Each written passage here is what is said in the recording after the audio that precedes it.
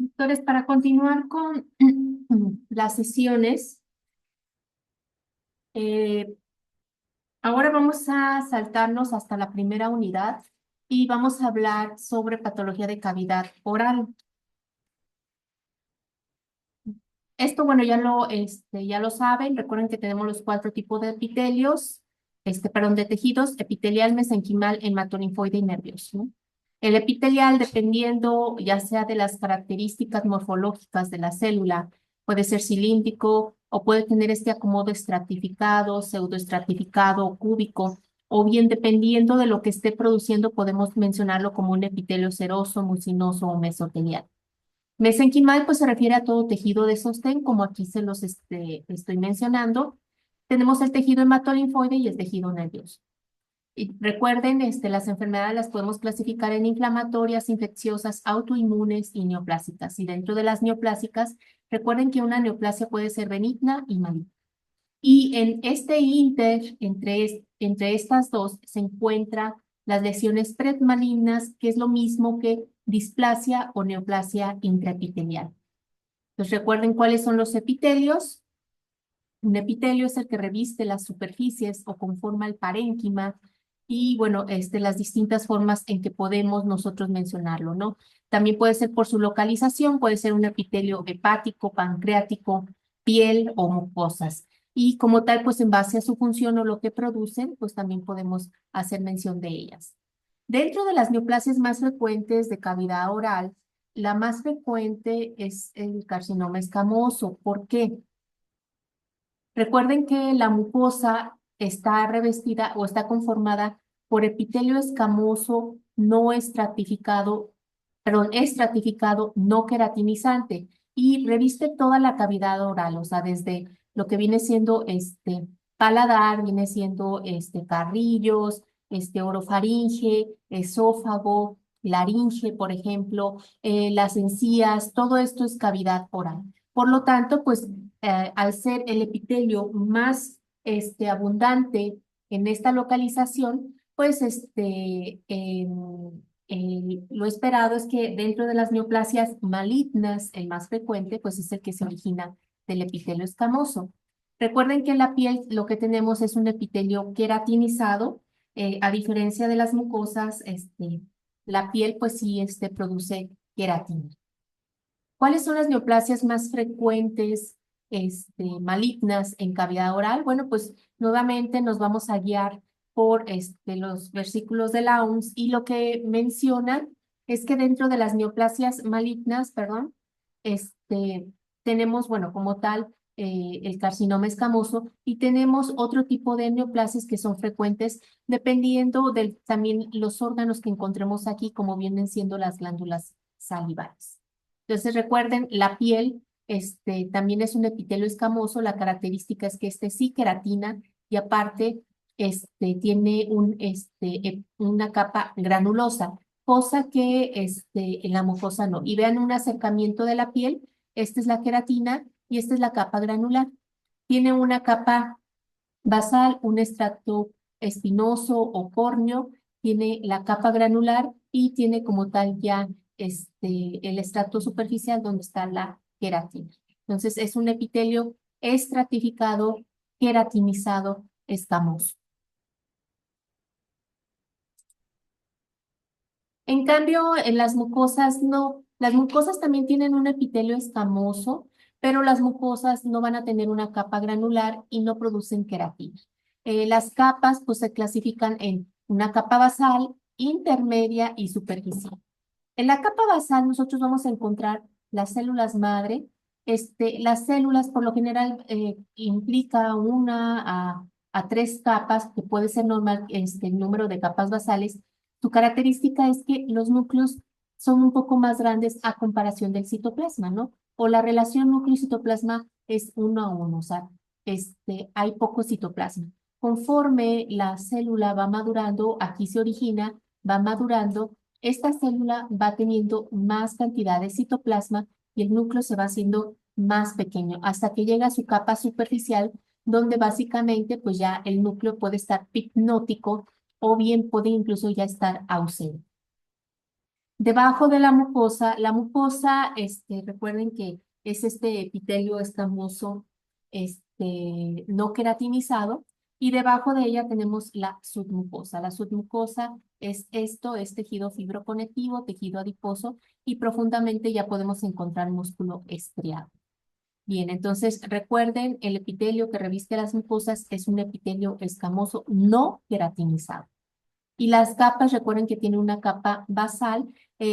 Las células de la capa basal las comparan mucho con, con las células como la epidermis y a veces les dicen basaloides, ¿no? Que tienen esta característica que se ven un poquito alargadas, pero están acomodadas como soldaditos, ¿no? Entonces, la capa basal es frecuente que ustedes encuentren aquí mitosis, pero estas mitosis son típicas, son normales, porque recuerden que aquí se está llevando a cabo los recambios, aparte de que se están originando las células y conforme van madurando, vean la diferencia de estas células que tienen poco citoplasma a estas células que tienen más citoplasma. El núcleo cada vez se va haciendo más pequeño, hasta que ya completamente encontramos el núcleo pigmótico. Recuerden las capas, una capa basal, una capa intermedia y una capa superficial. Entonces, vamos a hablar de la neoplasia maligna más frecuente en cavidad oral, por lo tanto, el más frecuente es el carcinoma escamoso. El carcinoma escamoso representa el 95% de las neoplasias en cavidad oral.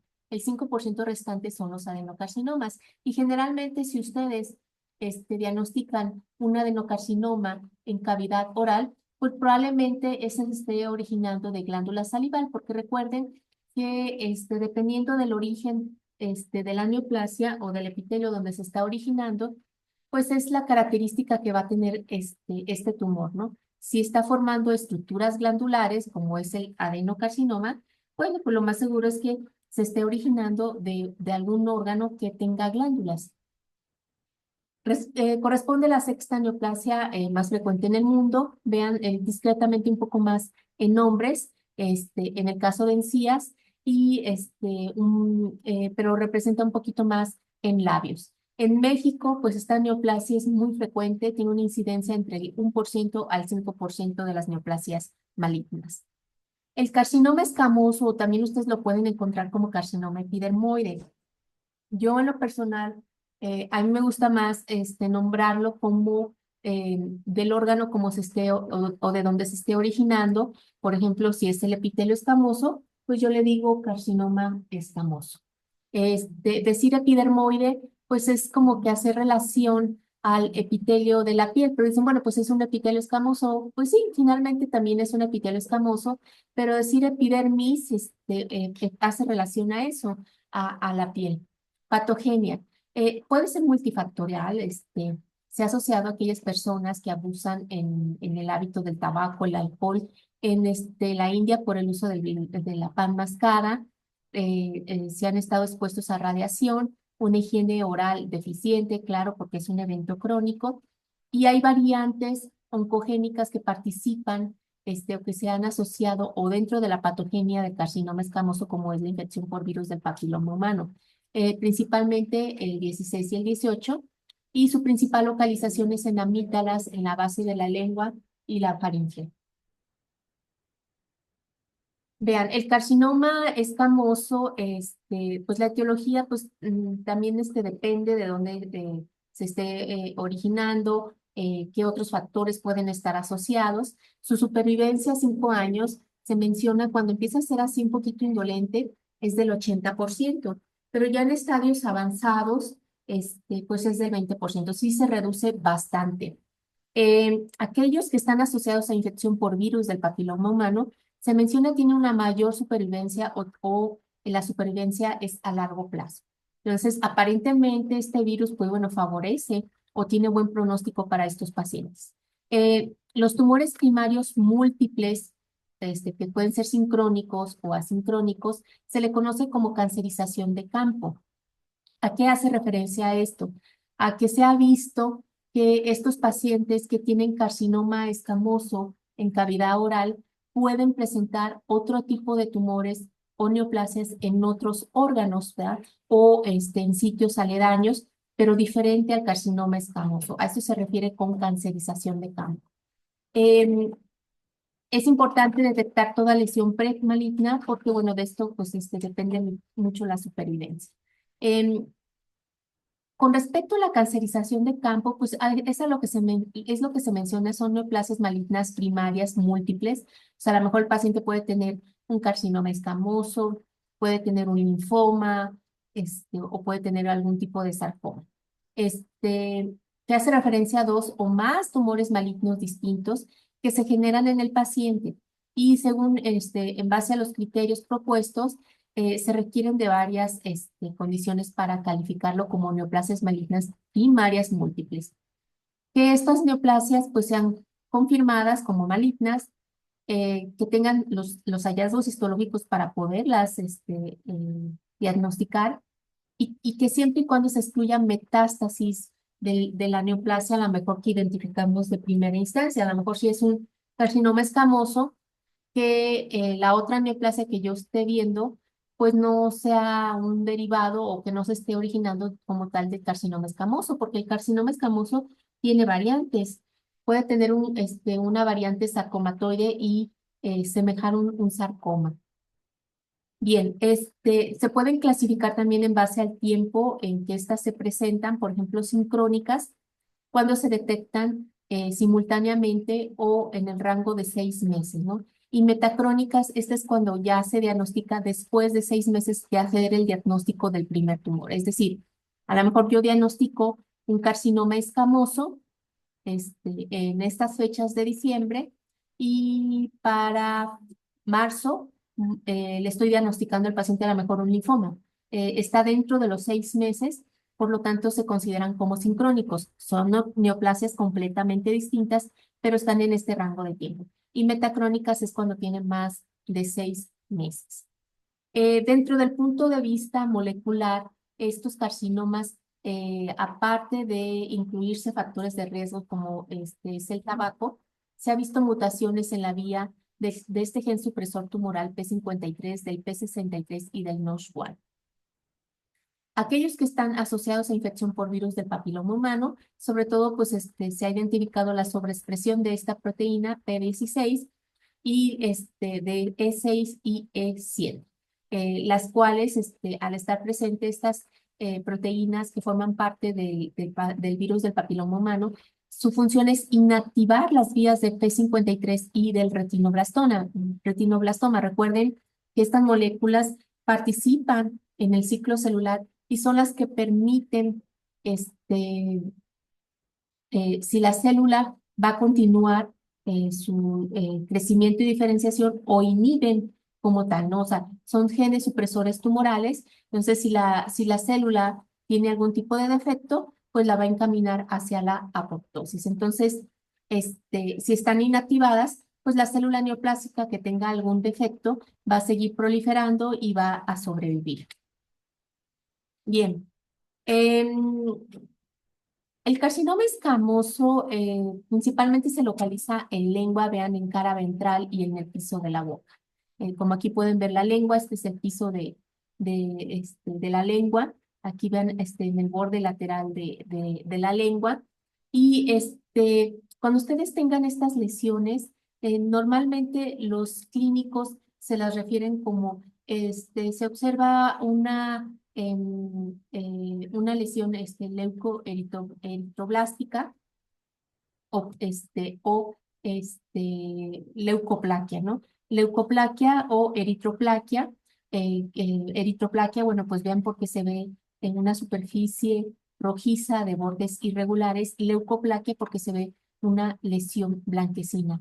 El hecho de que ustedes vean estas lesiones en cavidad oral, pues debe de alertarles. ¿Por qué? Porque hay que descartar primero que no vaya a ser una neoplasia intraepitelial o bien que esto corresponda ya a un carcinoma. Entonces, en las primeras etapas ustedes lo pueden ver así, discretamente elevado, con estas características, una superficie blanca o eritematosa, ¿no? Posteriormente, bueno, pues estas van a ir creciendo, se van a ulcerar y claro que los bordes empiezan a ser un poquito más irregulares e indurados. Bien. Histopatológicamente, ¿qué características tiene? Bueno, pues ustedes tienen que observar una neoplasia que tenga esta morfología de célula escamosa. ¿Cuál es la patogenia? Bueno, eh, se ha visto que pacientes que tengan una neoplasia intraepitelial o displasia, esta puede evolucionar a un carcinoma in situ y de un carcinoma in situ a un carcinoma invasor. O incluso de una neoplasia intraepitelial a un carcinoma invasor. Pero esta sería como la patogenia, ¿no? Entonces aquí nos ponen en estos dibujos cómo tenemos un epitelio normal. Empezamos a ver un poquito de hiperplasia, nada más con algo de queratina también incrementada. Y después ya puede evolucionar a una neoplasia intraepitelial, donde ya empezamos a ver las células con características morfológicas anormales, núcleos más grandes, irregulares, con presencia de mitosis, y hasta que afecta a todo el espesor de la mucosa, una displasia de alto grado o como tal ya un carcinoma in situ y de a un carcinoma invasor. Bien. El carcinoma, recuerden que nosotros a las neoplasias malignas que se originan de los epitelios les damos como tal los sinónimos o utilizamos el término de carcinoma.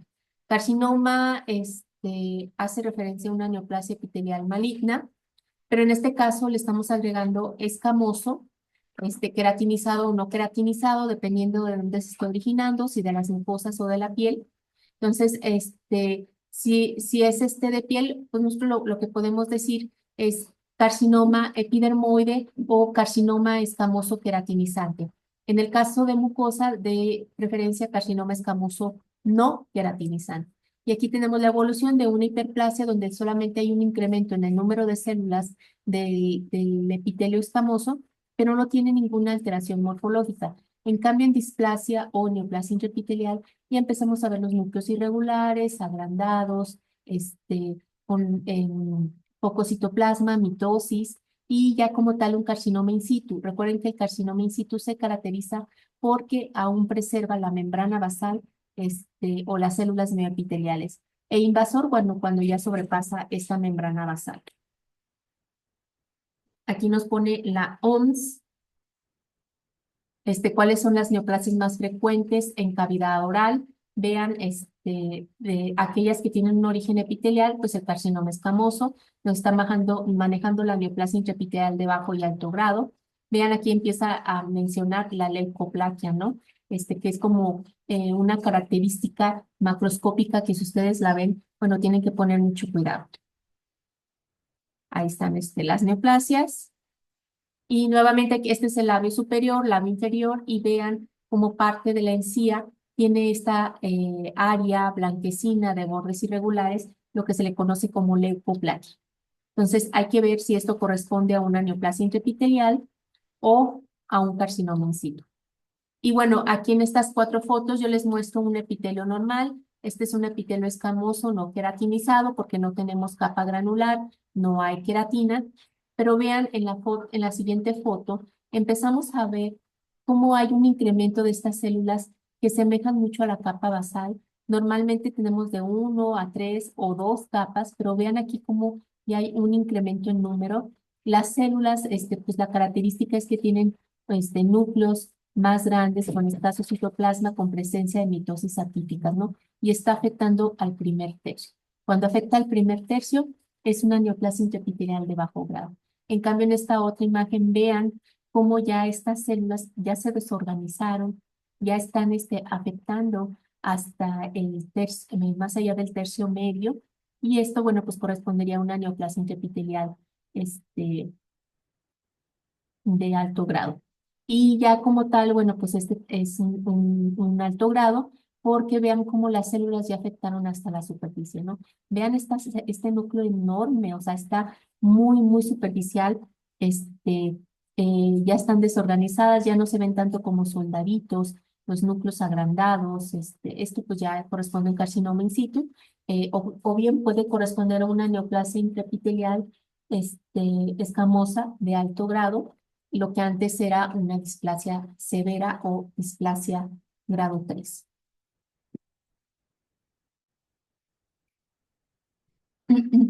Bien, entonces, ¿qué hallazgos vamos a observar en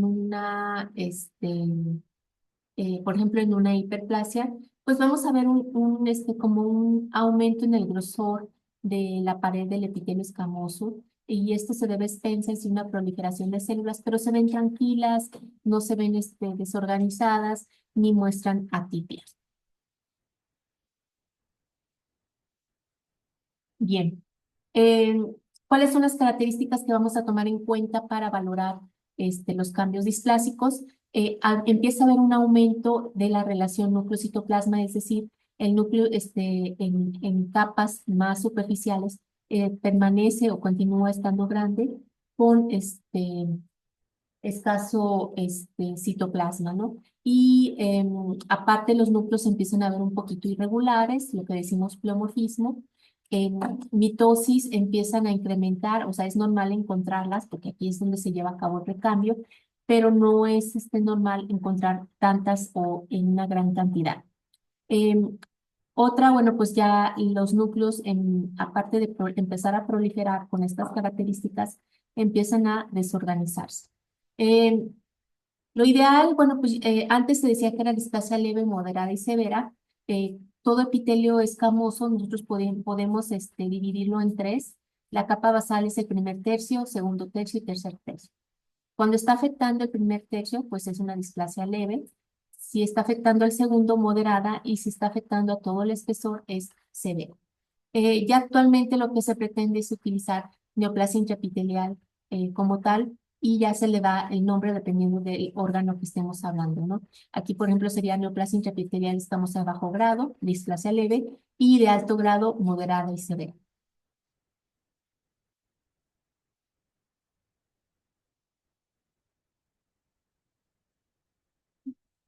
Bien, vean estas imágenes. Esto, bueno, pues corresponde ya a una neoplasia intraepitelial, pero ¿cómo diferenciar una neoplasia intraepitelial de alto grado o displasia severa de un carcinoma in situ?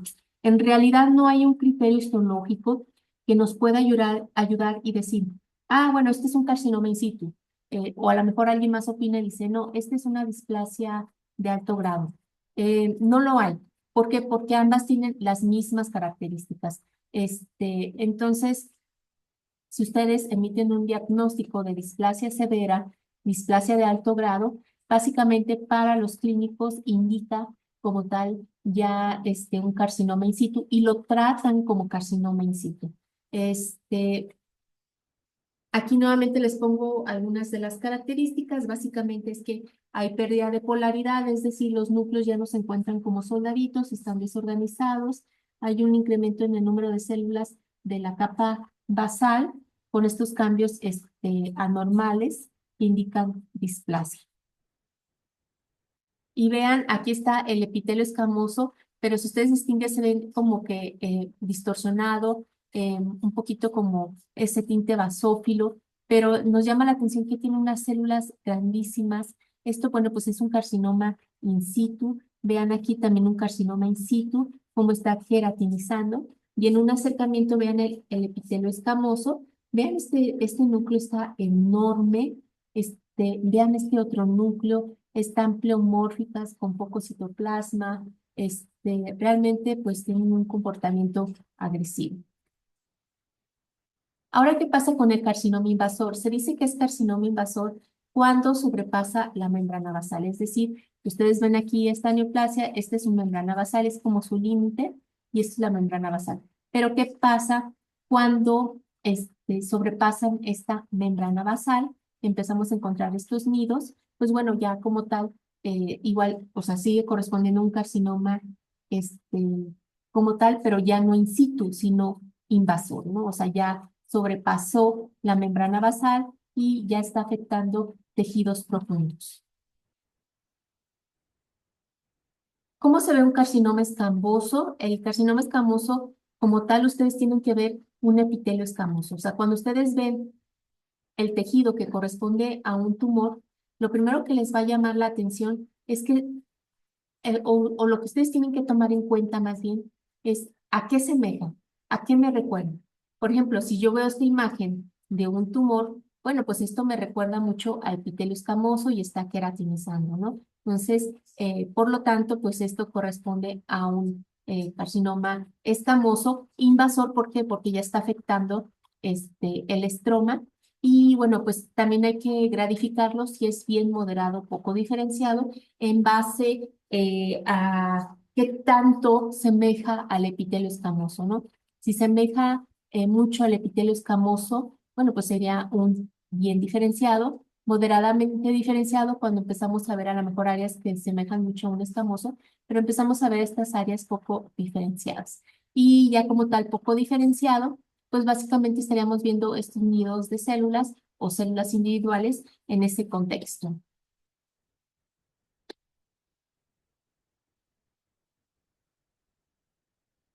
Bien, em, este tumor tiende a tener infiltración local o producir metástasis a varios sitios. Vean cómo los ganglios del cuello es el principal sitio de metástasis. Después de ahí, pues aquellos que están con una localización mediastinal, pulmón, hígado y huesos.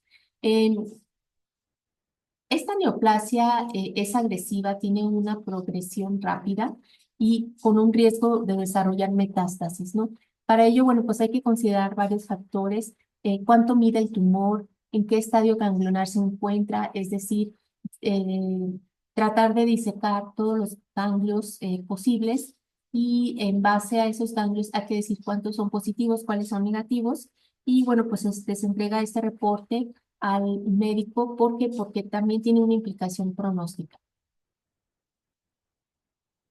Bien, ah, vean, puede ser metástasis a distancia, factores de riesgos asociados. Si nosotros identificamos invasión perineural o linfovascular, por espesor mide más de 4 milímetros, los márgenes que estén negativos, si hay extensión extracapsular o evidencia de neoplasia intraepitelial, vean cómo son criterios también considerados para esta neoplasia. El tratamiento: hay que quitar esta neoplasia y aparte hay que hacer disección cervical. ¿Por qué? Sobre todo por el riesgo de recaídas y en aquellos pacientes que tienen virus del papiloma humano, bueno, pues sí le infiere o le da mejor pronóstico.